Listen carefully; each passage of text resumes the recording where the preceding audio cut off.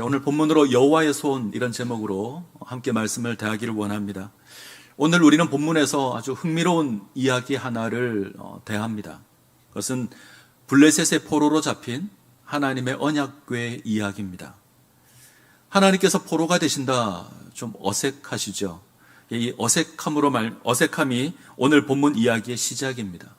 자, 우리는 오늘 본문 살피기 전에 우리가 지난 시간 살폈던 이스라엘과 블레셋 사이의 전쟁을 다시 한번 좀 확인했으면 좋겠습니다. 이스라엘과 블레셋 사이에 전쟁이 있었습니다. 첫 번째 전쟁은 이스라엘이 패합니다.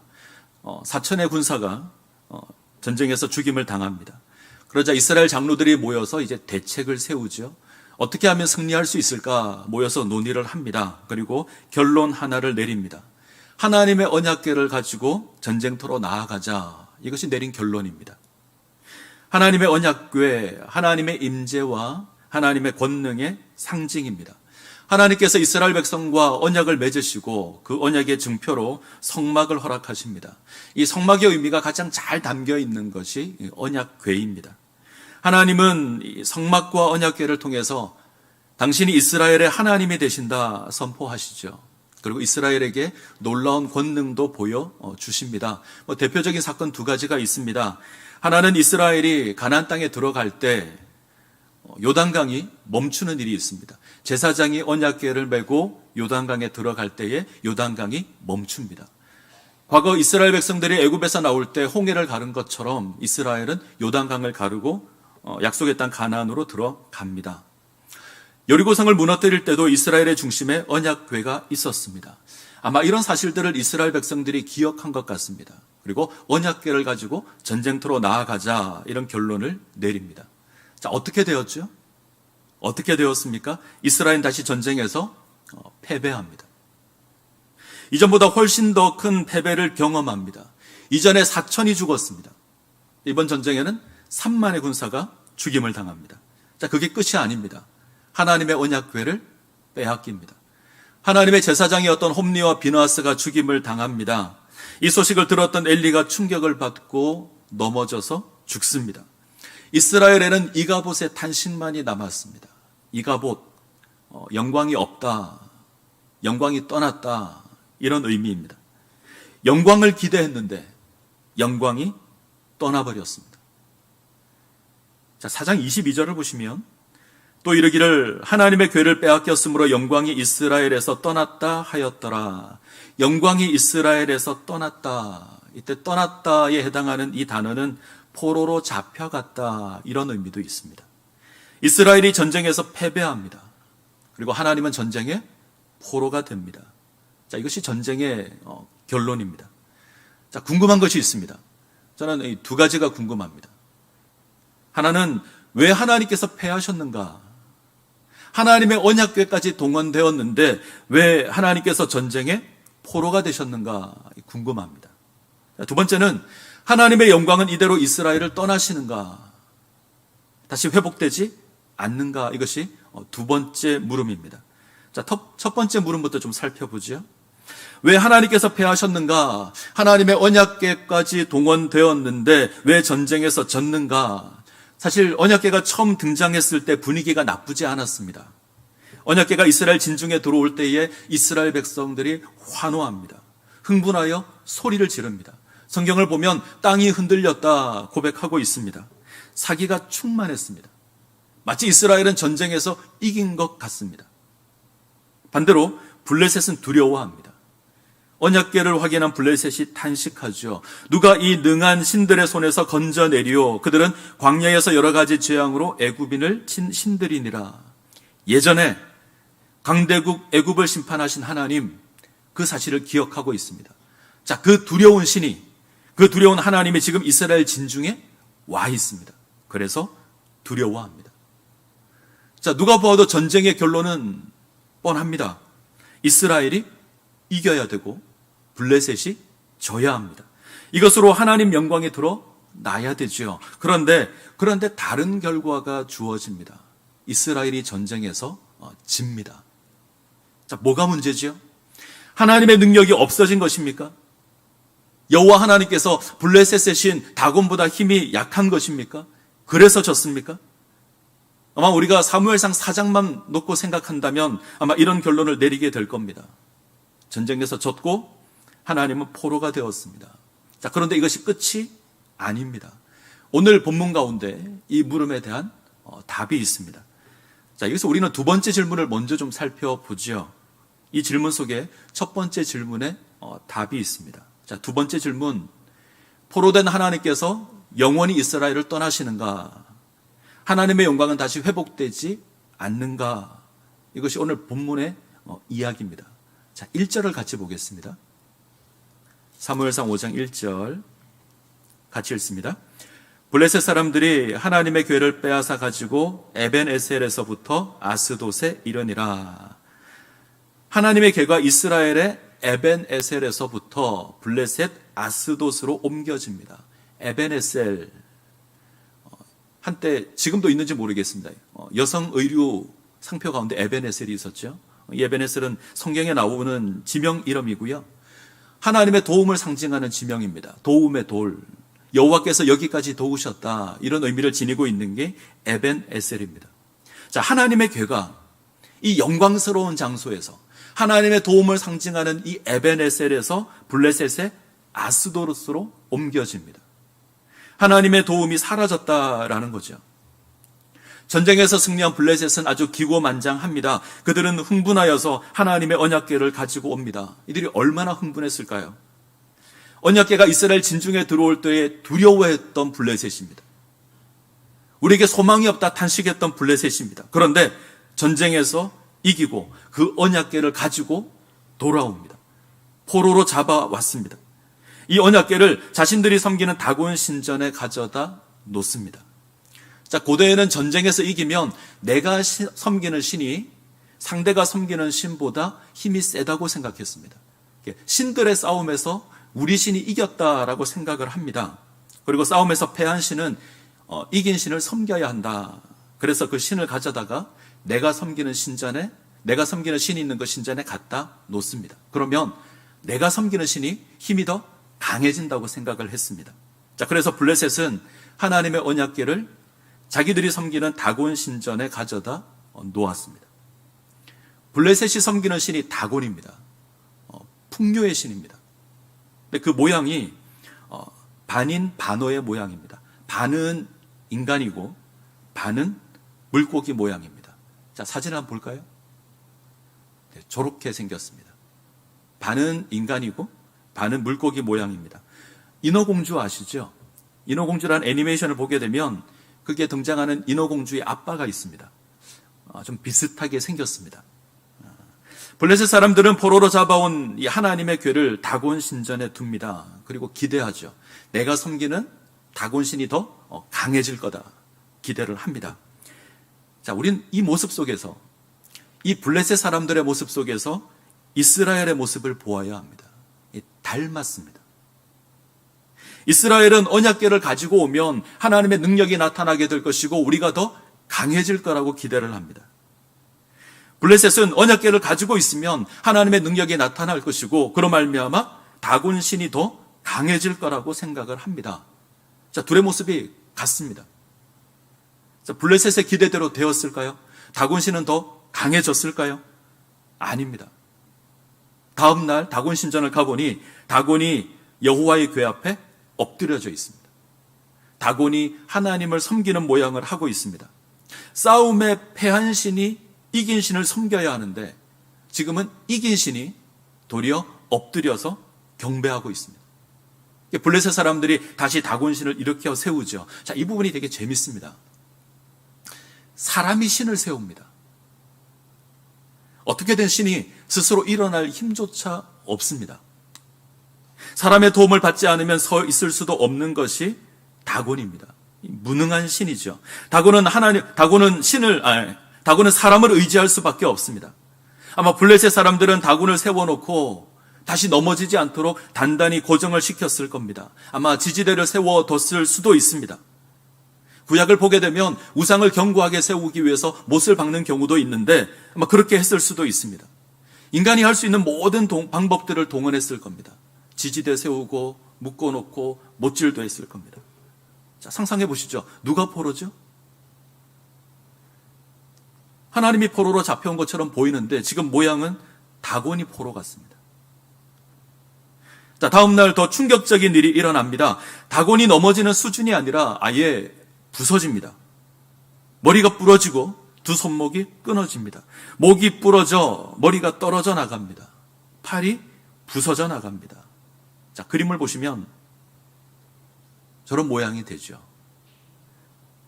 보기 흉한 물고기 몸뚱이만 남았습니다. 저희 어머니께서 재래시장에서 생선을 파십니다. 지금도 장사를 하시는데 어릴 때부터 옆에서 장사하는 걸 지켜봤습니다. 예, 생선 다듬는 걸 잘 봤죠. 저도 웬만한 생선은 다듬습니다. 본 게 많아서. 자, 생선을 제일 먼저 다듬을 때 비늘이 있는 생선은 먼저 비늘부터 다듬습니다. 그리고 칼로 머리를 내려쳐서 머리를 잘라 내죠. 그리고 이제 내장을 긁어내고 다음으로 지느러미를 자릅니다. 그리고 어떻게 요리하느냐에 따라서 손질 방법이 좀 달라집니다.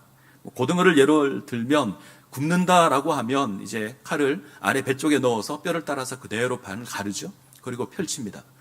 내가 만약에 고등어를 조리겠다 그러면 배를 가르지 않고요. 위에서 사선으로 동강을 냅니다.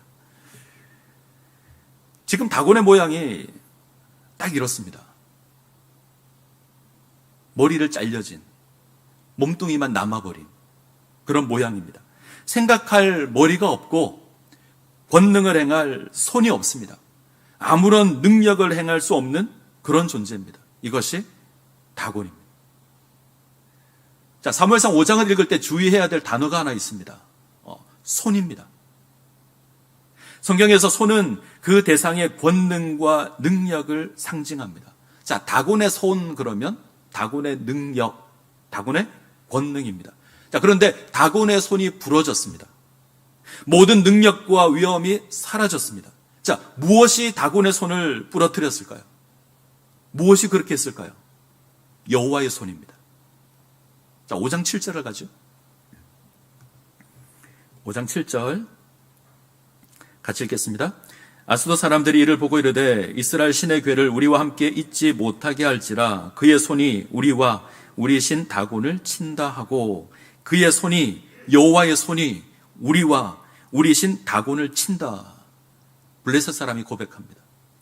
자, 누가 다곤을 쳤습니까? 여호와 하나님이 치십니다. 여호와 하나님의 손이 다곤을 치십니다. 하나님의 권능이 다곤을 칩니다. 여호와 하나님 앞에서 다곤은 여지없이 박살나고 있습니다. 자, 이게 다가 아닙니다. 여호와 하나님께서 블레셋 땅에서 당신의 권능을 드러내십니다. 독한 종기로 블레셋을 심판하십니다. 먼저 아스돗을 치죠.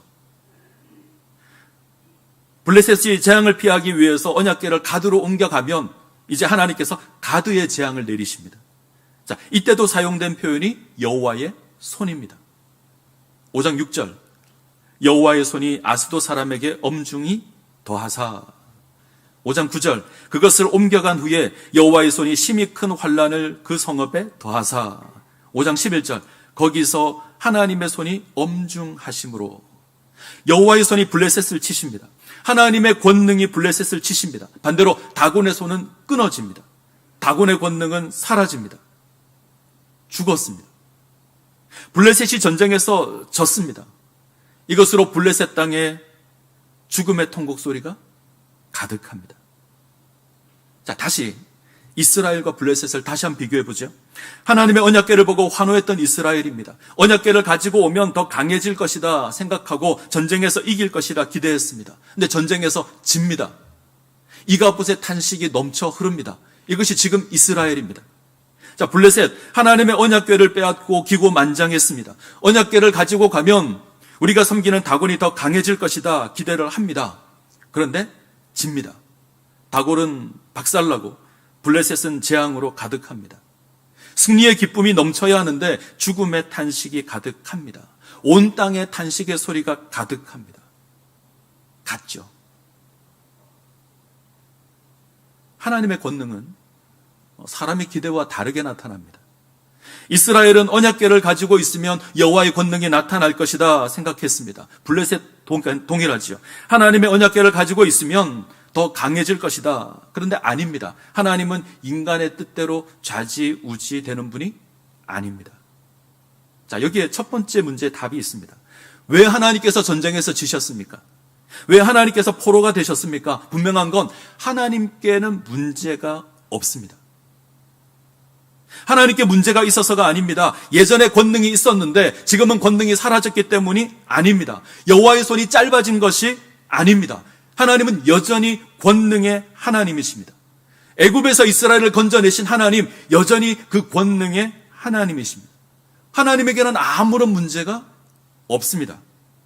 뭐가 문제죠? 이스라엘이 문제입니다. 이스라엘의 어리석은 믿음 때문입니다. 그들은 하나님의 은혜를 잃었고 하나님을 잊어버렸고 하나님의 은혜를 망각했습니다. 그리고 하나님을 마음대로 할 수 있다 생각합니다. 하나님을 내 마음대로 조종할 수 있다. 오늘 우리는 블레셋에서 이 모습을 보죠. 블레셋은 이스라엘의 어리석은 신앙을 보여주는 거울과 같습니다. 이들은 전쟁에서 신을 사로잡았다 생각합니다. 포로로 잡았다는 거죠. 다곤 신전에 가져다 놓습니다. 그러면 다곤을 섬길 것이고 다곤의 힘은 더 강해질 것이다. 그렇게 생각합니다. 신을 마음대로 할 수 있다고 생각합니다. 이들은 그렇게 충분히 생각할 수 있는 자들입니다. 신이 자빠지면 세우기도 했으니까요. 자기들 마음대로 할 수 있다 생각합니다. 이스라엘이 딱 이랬습니다. 이스라엘은 하나님을 소유하고 있다 생각합니다. 마음대로 할 수 있다 생각하는 거죠. 그래서 하나님을 두려워하지 않고 하나님을 이용하려고 합니다. 자, 성경은 이것을 하나님을 몰랐다라고 합니다. 홈리와 비나스는 하나님의 제사장이었습니다. 근데 하나님을 모릅니다. 자, 지식적으로 모르는 게 아닙니다. 하나님을 두려워하지 않습니다. 때문에 제사를 멸시합니다. 자, 내 마음대로 할 수 있는데 무엇이 두렵겠습니까? 자, 이런 이스라엘이라면 언약궤를 가지고 전쟁터에 나아가는 것 아무런 문제가 되지 않을 겁니다. 자, 지금 이스라엘, 이방 민족이 우상을 섬기듯이 하나님을 섬기고 있습니다.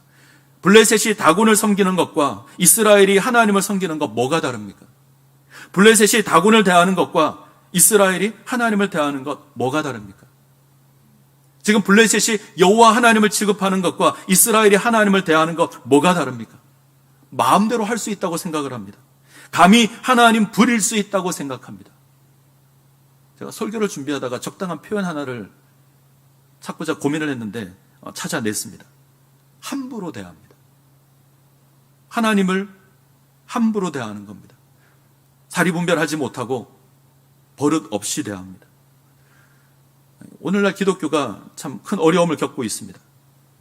코로나 재앙 가운데 기독교는 사회를 향해서 위로와 희망을 주어야 하는데 어느 순간 재앙의 근원지처럼 취급을 당합니다.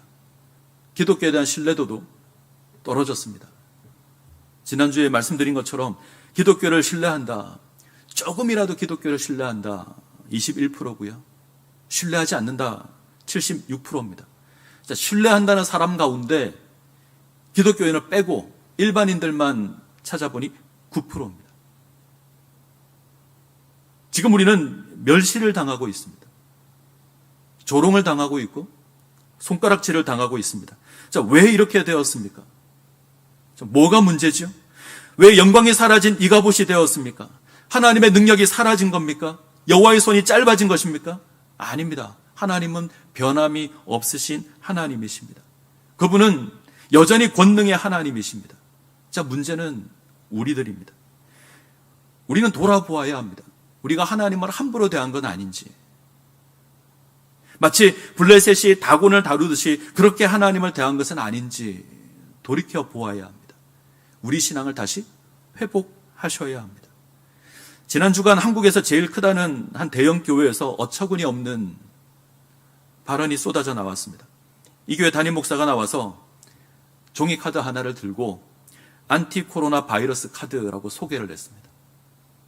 연세대 교수가 만들었다는데 이 종이카드를 하나 가지고 있으면 여기서 3D 파장이 나와서 단 한 사람도 코로나에 걸리지 않는다.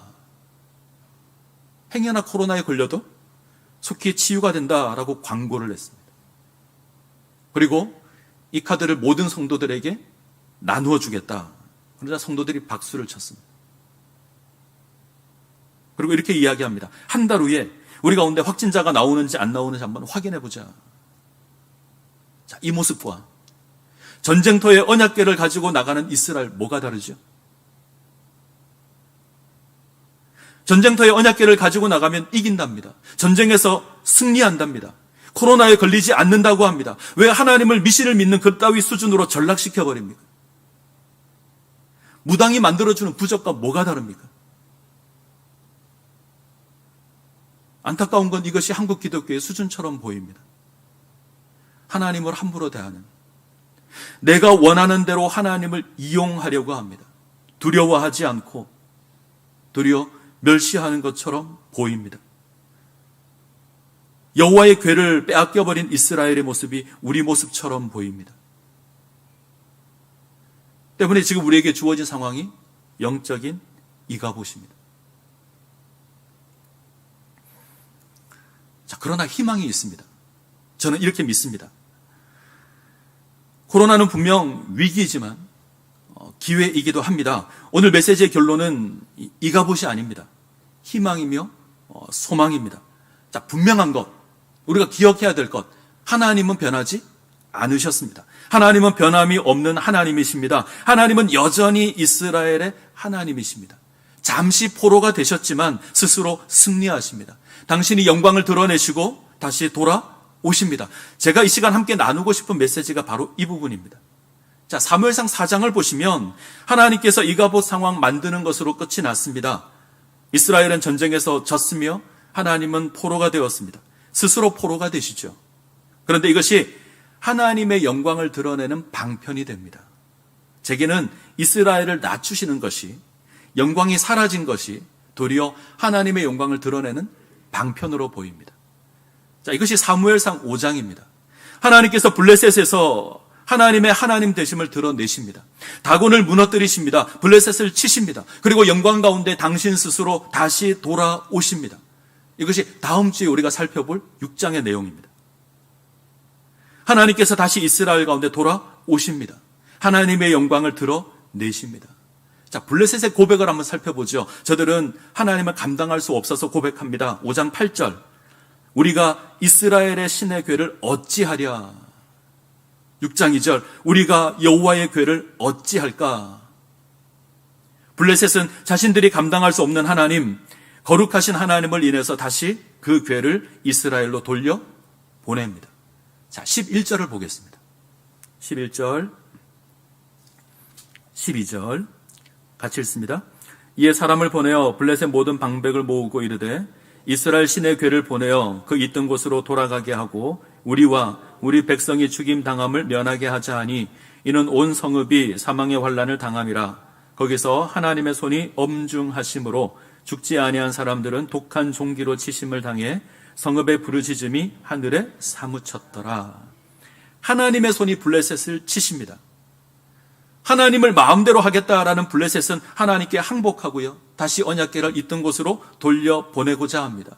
여기서 주목할 표현이 하나 있습니다. 하나님의 손이 엄중하심으로. 이는 여호와의 손으로 말미암아 재앙이 아주 무거웠다라는 표현일 겁니다. 자, 이 엄중하다, 이 표현에 다른 뜻이 하나 있는데 영화롭게 하다, 영광을 드러내다, 이런 뜻이 있습니다. 하나님께서 블레셋을 치심으로, 하나님께서 당신의 손으로 블레셋을 치심으로 영광을 드러내십니다. 하나님의 권능을 드러내심으로 말미암아 영광을 나타내십니다. 과거 이스라엘은 언약궤를 동원해서 하나님의 영광을 드러내고자 했습니다. 그 일이 뜻대로 되지 않아서 이가봇의 탄식을 외칩니다. 근데 하나님은 인간의 뜻에 맞추어 영광을 드러내지 않으시죠. 자유로우신 하나님, 자유하시는 하나님, 인간 마음대로 할 수 있는 그런 분이 아닙니다. 하나님은 스스로 영광을 드러내십니다. 하나님께서 블레셋 땅 유랑하시고 블레셋을 치시고 영광을 드러내시고 다시 이스라엘 땅으로 돌아오십니다. 자, 기억해야 될 것이 있습니다. 블레셋을 심판하시고 블레셋을 떠나 다시 이스라엘로 돌아오시는 하나님. 자, 이 일에 있어서 이스라엘이 한 것이 없습니다. 그 어떤 일도, 그 무엇도 이스라엘이 행한 것이 없습니다.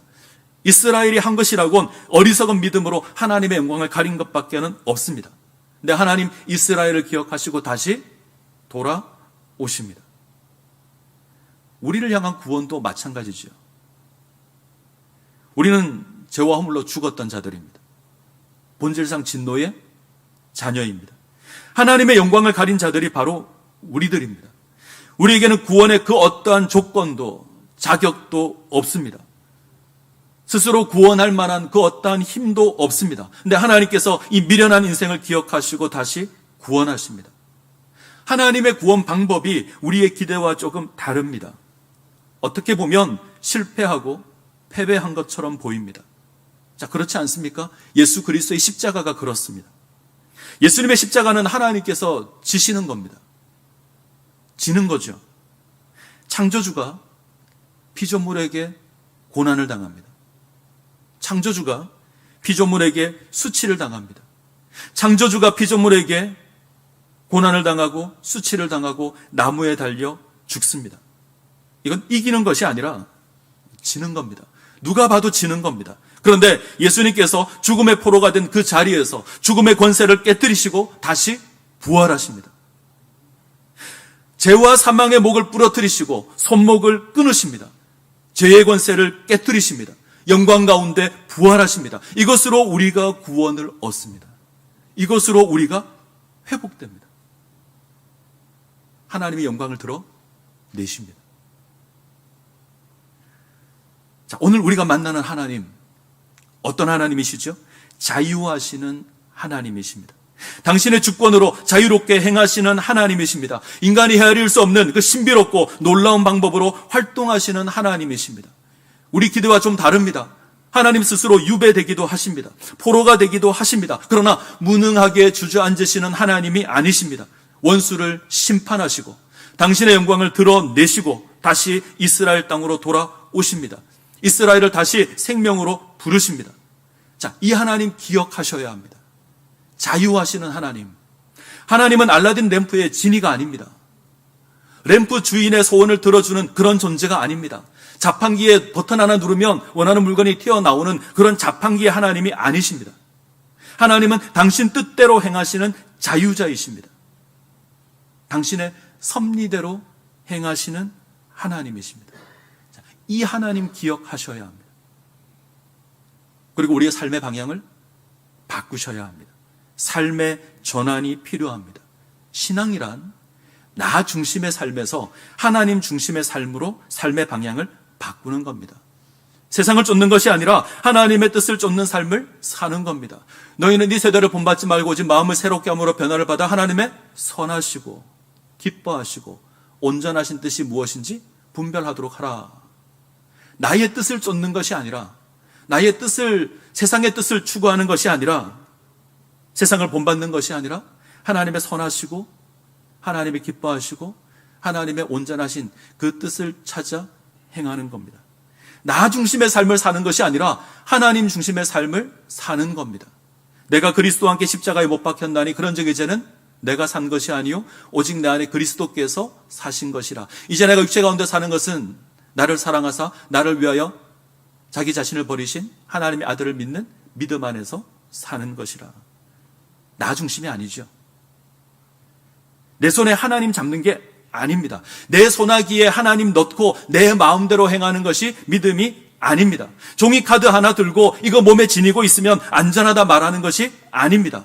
믿음은 하나님 손에 내가 잡히는 겁니다. 하나님의 권능에 나의 인생이 사로잡히는 겁니다. 내 소나기에 하나님 잡는 게 아니고 하나님의 손에 내가 잡히는 겁니다. 나 중심의 삶을 살면 하나님 영광 경험할 수 없습니다. 하나님께서 낮추실 것이고 떠나실 겁니다. 나의 삶과 하나님의 뜻은 아무런 상관없는 것으로 주어질 겁니다. 이것이 영적인 이가봇입니다.